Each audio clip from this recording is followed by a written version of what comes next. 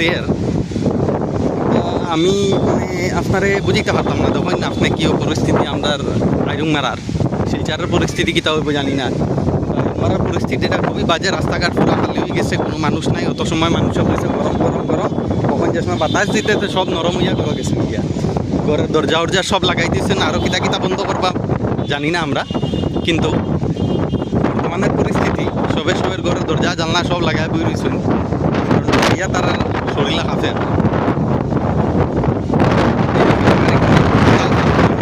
কাফের নাই, বাতাসে কাফের বুঝলাম না, আমার ফিলা কাফের কিতা যে বুঝতে পারছি এভাবে বাতাসটা দেড়ার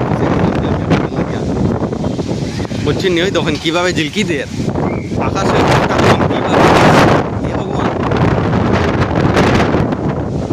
সকালে দেখে গরম, বিকাল হইতে হইতে ওলা বাতাস দিয়ে তখন তখন তখন পরিস্থিতিটা তখন